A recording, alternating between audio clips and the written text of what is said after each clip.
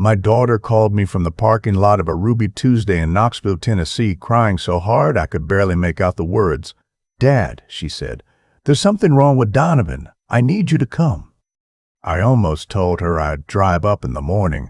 It was a Thursday night in October, the kind of cold that settles into your joints if you've been working outdoors, and I'd spent the afternoon splitting wood behind my house in Chattanooga. I was 63 years old and my lower back had opinions about long drives at night, but something in my daughter's voice stopped me. Not the crying.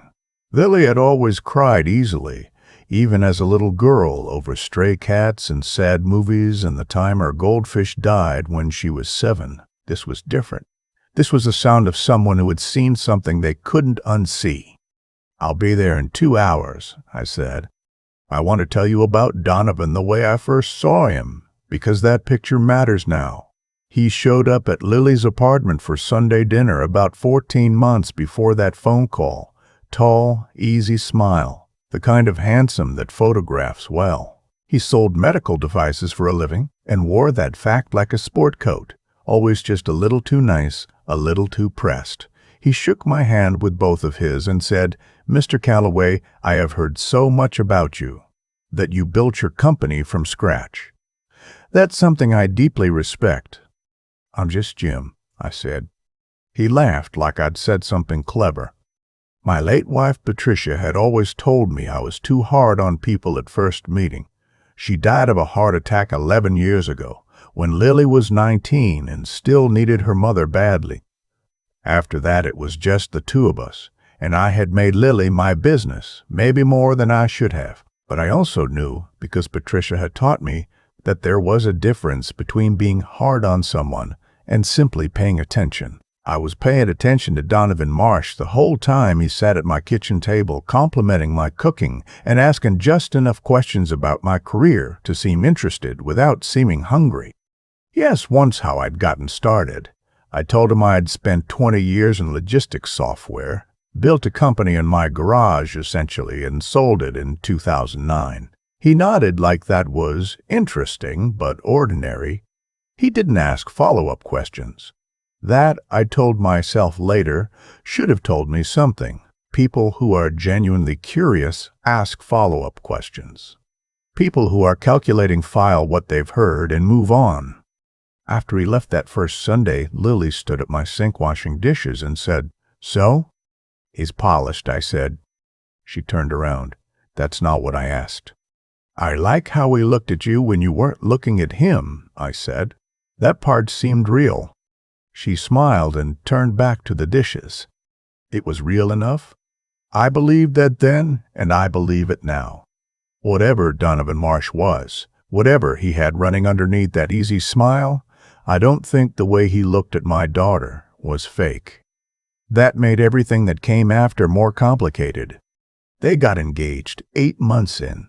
She called me from his apartment, voice high and bright, and I sat down at my kitchen table and let the feeling pass through me before I said anything.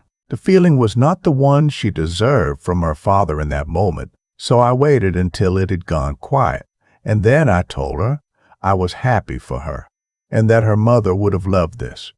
Both of those things were true. What I didn't tell her was that I had already called an old colleague named Stevenson, who ran a private security firm in Atlanta. I'd met him during the years when my company was growing and I needed help with background checks on potential partners. He was careful, discreet, and very good at his job. I gave him Donovan's full name and asked him to look. "No particular reason," I said. "Just a father being careful." Stevenson said he understood completely. The wedding was scheduled for the following June, which gave them about 10 months to plan.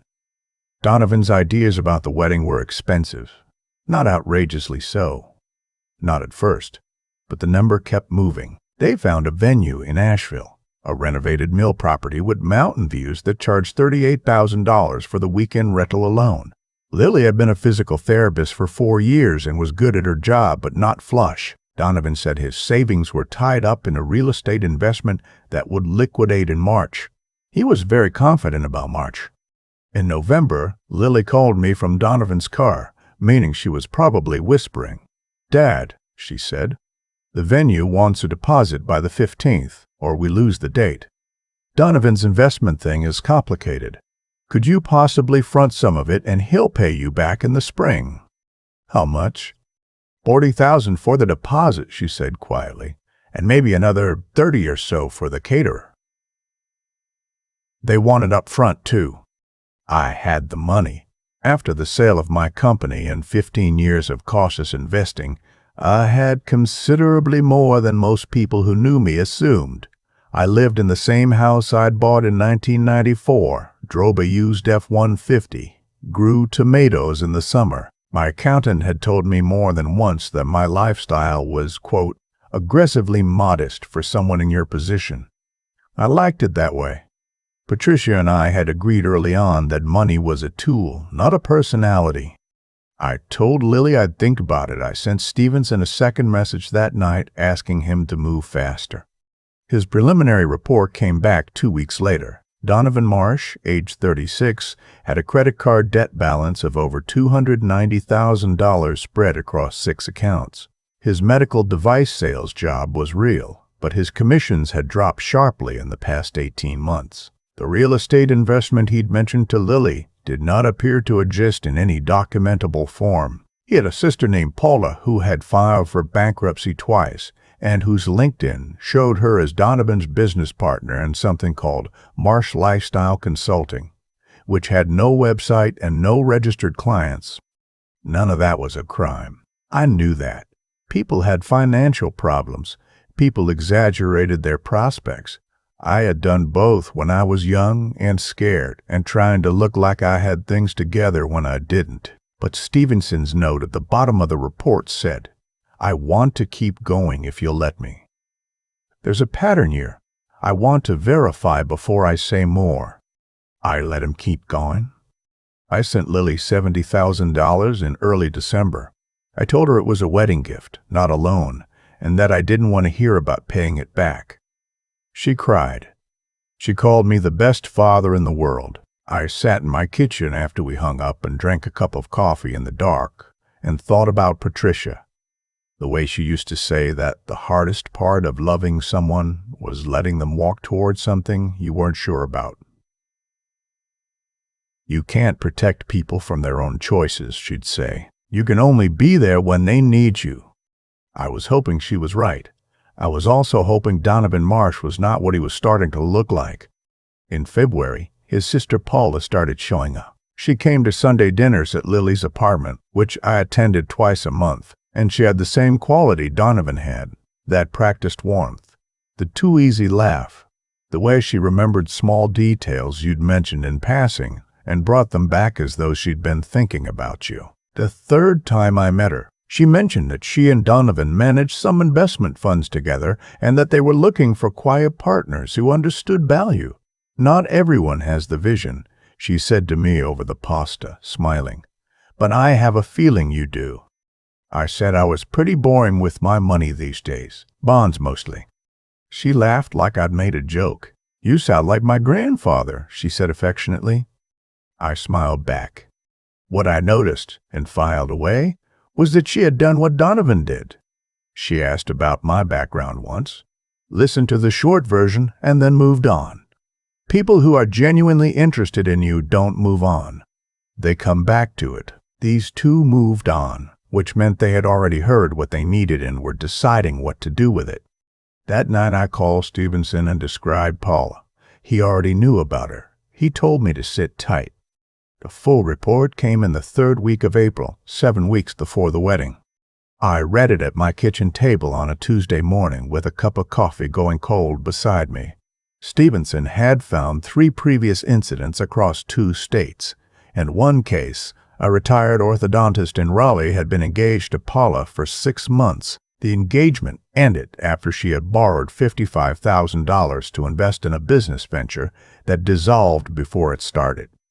She'd repaid $12,000. The rest disappeared with the business. The orthodontist had signed a settlement and an NDA when he tried to pursue the matter legally. In another case, a family in Nashville had paid for a $90,000 wedding for their son after Donovan got engaged to their daughter. The marriage lasted 8 months. During that time, Donovan had his wife sign a power of attorney document she believed was related to medical decisions. He had used it to make transfers from a joint investment account in her name. She had caught him only when her financial advisor flagged the transactions. The divorce had taken 14 months and cost her family considerably more than the wedding. I closed the folder. I put my hand flat on the table and stayed there for a while. The morning Stevenson had faxed the report, I had driven Lily to look at bridesmaid dress options in Chattanooga. She had spent an hour holding fabric up to the light, asking me which shade of blue I thought her college roommate would like better. She was so happy, genuinely, transparently happy, in the way she hadn't been since before Patricia died. I thought about my options the way I used to think about a business decision that had no good outcomes, only less bad ones. I could tell her now. She would not believe me, or she would believe me, but blame me, or she would confront Donovan, and he would have an explanation ready, and she would choose the explanation. I had seen it happen to other people. I could wait and hope. That option had a clear downside and no upside, or I could do what I had been quietly doing since November and see it through. I called my attorney, a woman named Beverly Oakes who had handled my company's legal affairs for 15 years and who I trusted completely. "Beverly," I said, "I need you available the first Saturday in June. Something is going to happen and I'll need counsel on site." She asked 2 questions. I answered them. She said she'd be there. I called Stevenson. "I need everything prepared and presentable. Documents, photos, the sworn statement from the woman in Nashville if she'll give it." He said he would try. He called back the next morning. She would give the statement. She had been waiting, he said, for a reason too. Lily's graduation party. She had finished her doctorate in physical therapy the previous spring, and we'd never properly celebrated, was scheduled for the Saturday before the wedding week. I had offered to host it at my house. Lily thought that was wonderful. Donovan thought it was generous. Paula said she'd help me set up. I told Paula I had it covered. The party was 70 people, family and friends and colleagues from Lily's practice. I had hired a caterer and strung lights on the back porch, and the Tennessee evening was soft and warm. The kind of June night that feels like the world is giving you permission to be happy. I watched Lily move through the crowd in a yellow dress, laughing with her colleagues, holding Donovan's hand. And I felt that familiar thing fathers feel when they see their children being good people in the world. Pride, yes, but also something older and quieter than pride. Around 8 o'clock, I watched Donovan step away from the party to take a phone call. He walked toward the edge of my property, past the oak trees and toward the fence, thinking no one was watching. He talked for about 3 minutes with his back to the party, his posture different than it was when he was performing, tighter, focused. I couldn't hear the call, but when he came back, he touched Lily's arm gently, excused himself to go find her father, and came looking for me with a very particular expression on his face. He found me by the drinks table. "Jim," he said, "can I steal you for a few minutes?" We sat down on the far end of the porch away from the noise. "I want to talk to you about something," he said. He had his hands on his knees, leaning forward, the posture of sincerity. "Paula and I have been working on something for about 2 years. A private equity fund, very selective, focused on healthcare infrastructure. Given your background in logistics software, you'd see immediately why there's a natural fit. We're doing a final close at the end of the month. I'm not supposed to bring this to family, but you're not just family, Jim. You're a businessman. You'd understand the opportunity." "What's the minimum?" I asked. He named a number. $250,000. I looked at him for a moment. Then I said, "Let me think on it." He smiled and touched my shoulder briefly and went back to the party. I sat on the porch for a few minutes by myself. The stars were coming out. Inside, I could hear Lily laughing at something her roommate had said. I went inside and found Lily in the kitchen helping the caterer restock the dessert table. She looked up when she heard me. "Hey," she said. "You okay? You look a little pale." "I'm fine," I said. Lily, something happened and I have to tell you. I watched her face change. I brought her to the hallway away from the caterer, and I told her everything, not slowly, not gently, the way I might have once. There wasn't time for gentle. I told her about Stevenson and the investigation I'd started in October. I told her about the credit card debts and the dissolved investment in Paula's history in Raleigh. I told her about the woman in Nashville, the power of attorney, the 8-month marriage, the 14 months of divorce. I told her about the phone call I'd watched Donovan tape by the oak trees and the $250,000 pitch he'd just made to me in the same party we were throwing to celebrate her. She stood very still. Her hands were flat against the hallway wall behind her. "Show me," she said. I went to my study and got the folder and brought it back. She read for 12 minutes without saying a word. I know because I watched the clock on the hallway wall. When she looked up, her eyes were dry, which surprised me. "He just asked you for that money," she said. "He just asked me for that money," I confirmed. She was quiet for another moment. She said, "What do I do?" I said, "Do you trust me?" She said, "Completely." I said, "Go back out there. Be at the party. Don't tell him you know anything. Let me make some calls tonight." She nodded. She straightened up. She went back to the party, and for the rest of the evening she was warm and present and laughed at the right moments, and I watched her do it and felt a particular painful kind of pride. She was stronger than I sometimes remembered. I made 3 calls that night after the guests had gone. The first was to Beverly Oaks. "Beverly, the wedding is next Saturday. We're going to need to act before the ceremony." She asked what I needed. I told her. She said she'd bring her paralegal and arrange for a court reporter. The second was to Stevenson. "I need the full package delivered and presentable by Friday. Can the woman in Nashville be available by phone Saturday morning if we need her?" He said he would ask. He called back in 20 minutes. She said yes. The third call was harder. I called my nephew Warren, who was a deputy district attorney in Davidson County and who I had called exactly once before in a legal matter and who had told me at the time, "Uncle Jim, if you ever have something real, bring it to me. I think this is real." I told him. He listened for 25 minutes without interrupting. Then he said, "I need to make a call." He called me back in an hour. He said he'd be there Saturday and that he was bringing someone from the state attorney's office. I did not sleep that night. I sat in my study with Patricia's photograph on the desk and the folder open in front of me, and I thought about what she would have said. She would not have told me I was wrong. She would have told me to be careful with Lily's heart when this was done. She always understood that the damage done in the name of protection could outlast the thing you were protecting against. The wedding ceremony was scheduled for 11 a.m. at the Asheville venue. Guests were arriving at 10. I had told Lily to get through the morning as planned. She had texted me at 7 a.m. a single word: "Ready." I arrived at 9. Beverly and her paralegal were already in a small office near the venue's main entrance. Stevenson had couriered the documentation overnight. Warren arrived at 9:30 with a colleague from the state attorney's office whose handshake was the kind that expects you to take it seriously. I took it seriously.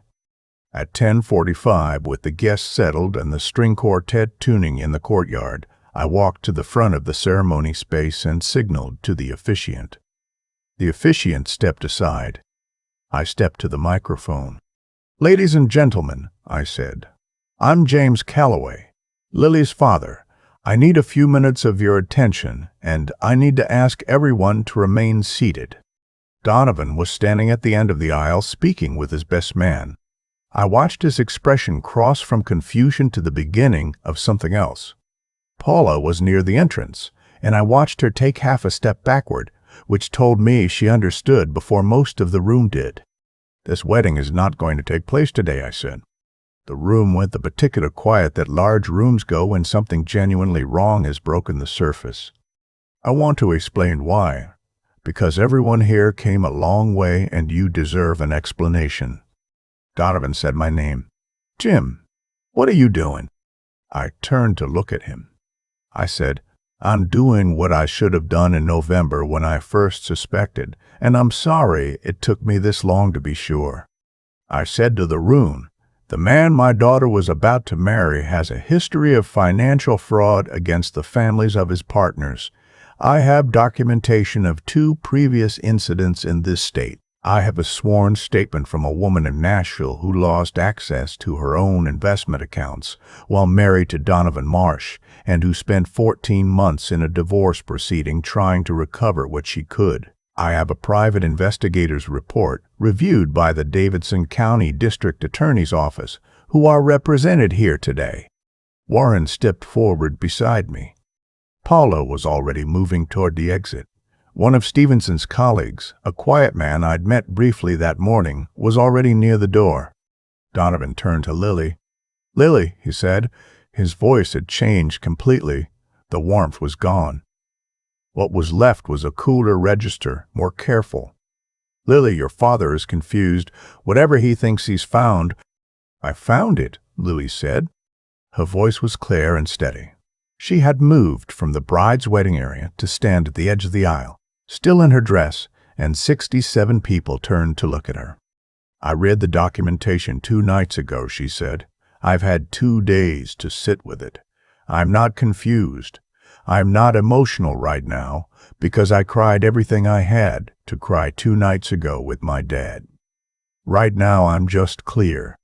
There was a sound in the room that was not quite silence and not quite anything else. The gentleman from the state attorney's office stepped forward beside Warren and asked Donovan and Paula to remain in place. Donovan tried to say something further. The gentleman was patient and specific about what was being asked of them and what would happen if they declined. The next few hours were loud and procedural and exhausting in a way that doesn't lend itself to clean description. Statements were given. Paula was not quiet about her rights, which she knew well. Donovan alternated between the performance of injury and a colder negotiating posture that told me everything about who he was when the performance failed. Several guests left immediately. Others stayed and helped without being asked, the way people do when they decide to be useful instead of merely present. Beverly was efficient and calm and worth every dollar I had ever paid her. Lily and I drove back to Chattanooga together in the late afternoon. The mountains on the way south were green and still, the way they always are in June, like they have no opinion about human disasters and cannot be talked into developing one. "After a long time," she said. "How long did you know?" "I knew something was wrong by December. I didn't know how wrong until April." "Why didn't you tell me in December?" "I looked at the road. Because you wouldn't have believed me and you might have chosen him anyway, and then I would have lost both the argument and you. I needed to know more. I needed you to be able to see it clearly." She was quiet for a while. Then she said, "I almost believed his investment pitch." She paused. 2 nights ago when I was reading the folder, the part that scared me most wasn't the Nashville woman. It was how close I came to just not questioning any of it. "That's not a flaw in you," I said. "That's a flaw in what he was doing. He was designed to be easy to believe." She leaned her head against the window and watched the mountains go by. In the months that followed, the investigation widened considerably. The state attorney's office found 2 additional cases across Georgia and Virginia. Warren's colleague told me later that our case was the cleanest documentation they'd received in years, which he credited to Stevenson's thoroughness and the Nashville woman's courage. She had signed the NDA under pressure at a vulnerable moment, and the existence of other documented incidents allowed a judge to set it aside as part of a larger fraud pattern. Donovan was charged with wire fraud and financial exploitation. Paula faced charges in 2 jurisdictions. Their assets, which turned out to be modest despite everything, were frozen. The process was long and grinding and not cinematic in any satisfying way. Legal proceedings rarely are. Beverly handled my civil matter with characteristic precision. We were not the primary injured party and did not pursue the heaviest damages, but we ensured that the public record was complete. Whatever search engine eventually turned up Donovan and Paula Marsh's names would return those records. I got a letter from the Nashville woman in September. It was brief and handwritten. She said she had spent 3 years feeling like no one would believe her. She said she had kept the documentation from her divorce in a folder under her bed because she did not know what else to do with it. She said she was grateful someone had finally made it count. I read the letter twice and then put it in my own folder behind Stevenson's report. Lily went back to work 2 weeks after the canceled wedding. She took a week off first, stayed at my house, ate Patricia's enchilada recipe that I have been making badly for 11 years, and slept 11 hours a night. On the 6th day, she reorganized my kitchen cabinets, which Patricia had arranged in 1997 and which I had maintained exactly as she left them. I started to say something about that. Then I looked at Lily's face and said nothing. Let her reorganize. Some things you hold on to past their time. She met someone the following spring, a structural engineer named Cal from Knoxville, who had the slightly rumpled look of a person who thinks too much and does not own an iron. He came to Sunday dinner and asked about my company with genuine curiosity and then followed up. He asked about Patricia. He listened to the answers. He helped clear the table without being asked and washed the pot without being told. After he left, Lily was doing dishes and she didn't ask me anything. She just waited. He asked about your mother, I said finally. She smiled at the sink. He asked follow-up questions, I said. She turned off the water and turned around and she was still smiling. There was a fundraiser in Chattanooga that October for an elder financial protection organization that Beverly had introduced me to after our case. They worked with families navigating financial exploitation of older adults, which had become something I understood from several directions at once. I made a donation and agreed to speak briefly. I am not a natural public speaker and I kept it short. What I said was that financial predators rely on 2 things, the mark's trust and the mark's silence afterward. Break either one and the whole structure starts to fail. Afterward, a woman came up to me, probably in her 70s, and said her brother had been through something similar 3 years before and that no one in the family had known how to stop it until it was too late. She pressed my hand and said thank you in a way that required me to look at the middle distance for a moment.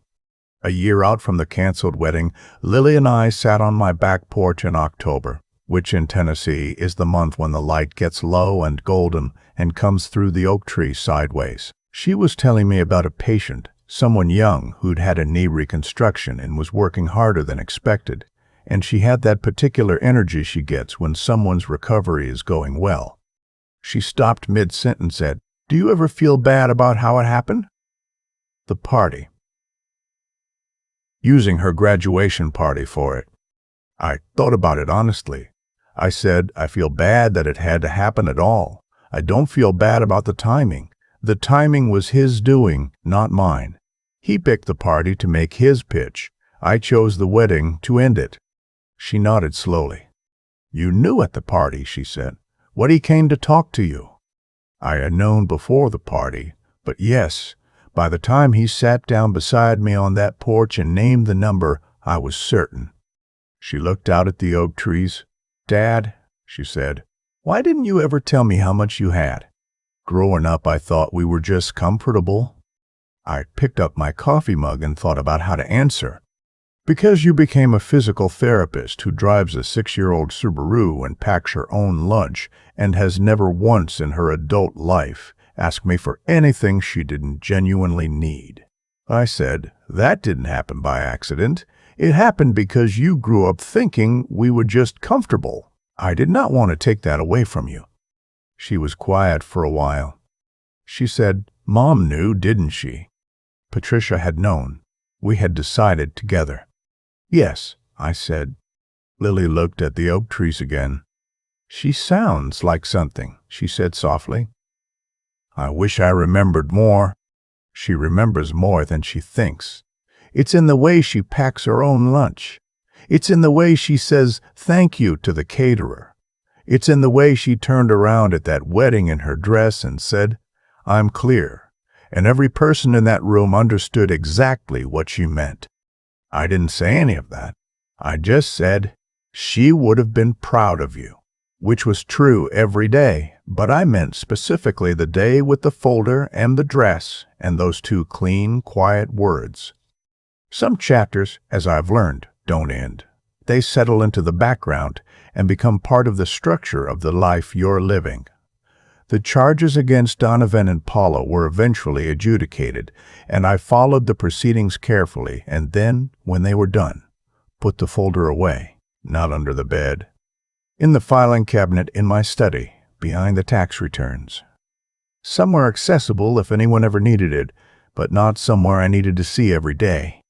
Cal proposed to Lily in April on a hiking trail outside Knoxville that she had told him once was her favorite place to think. He planned it badly in the specific way of people who are sincere and not practiced at performing sincerity, and the ring was slightly too big, and she said yes before he finished the sentence. They got married in my backyard in July. 30 people. Patricia's sister flew in from Oregon. My brother drove down from Ohio. The ceremony was 20 minutes, and the food was from a place Lily liked in Chattanooga, and we ate on folding tables with paper napkins, and the oak trees were full of summer.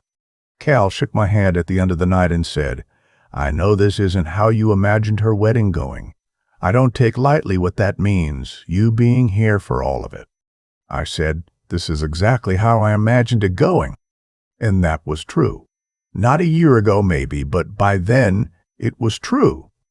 The stars that came out over the backyard that night were the same stars that had come out over the graduation party the summer before, over the same oak trees, over the same old fence at the edge of my property.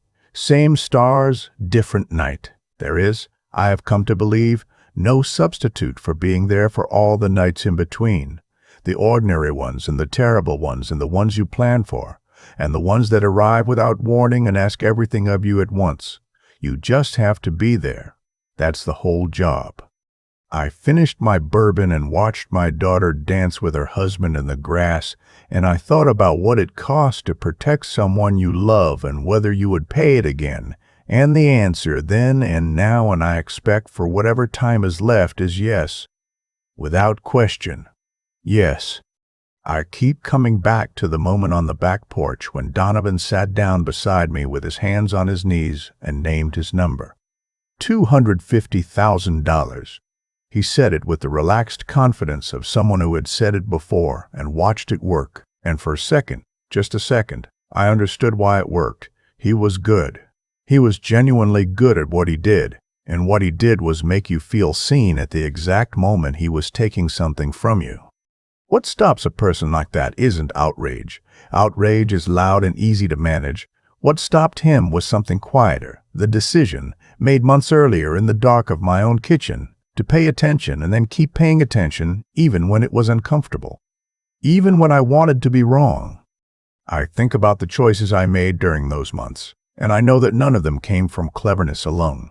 Cleverness without a moral center is just a faster route to the same bad destination Donovan ended up at. What I had, what I hope I had, was the understanding that my job was not to win. It was to protect Lily from a harm she couldn't yet see, and to do it in a way that left her dignity intact. That meant patience. It meant sitting across a dinner table from a man I knew was lying and passing the bread. It meant letting Lily reorganize her mother's kitchen cabinets on the 6th day without saying a word, because some grief is structural and belongs to the person doing the grieving. There is a kind of strength that does not announce itself. I have watched people confuse it with passivity their whole lives. It isn't passivity. It's the discipline to wait until you have what you need, and the steadiness not to move before you do. Lily had it too, which I should not have been surprised by, but was.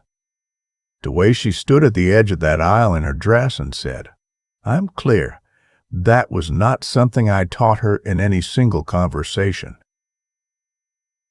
That was something she had built in herself over years of doing hard things quietly. That is what I want people to take from this, if they take anything. Not that I was clever, not that the bad actors were caught, though I am glad they were. What I want people to understand is that the 3 things that made any of it possible were not dramatic or extraordinary. They were ordinary, and they were chosen every single day. The first was doing right by Lily, even when right was harder and slower than I wanted. The second was thinking carefully, gathering information, asking Stevenson to keep going when I could have stopped and hoped. The third was simply not quitting, not when I wanted to tell her in December and couldn't, not when the folder arrived in April and I had to sit with what it meant, not when I stood at that microphone and felt the whole room go quiet. Those three things together are what my father would have called character, and he would have said that character is not a trait you have, it is a practice you maintain. I believe that now more than I did before this happened. Donovan and Paula understood leverage and timing and performance. What they did not understand was that they were operating against someone who had been practicing something they had never learned. The Nashville woman got her documentation counted. Lily got Cal. The oak trees in my backyard are still standing. Some things hold,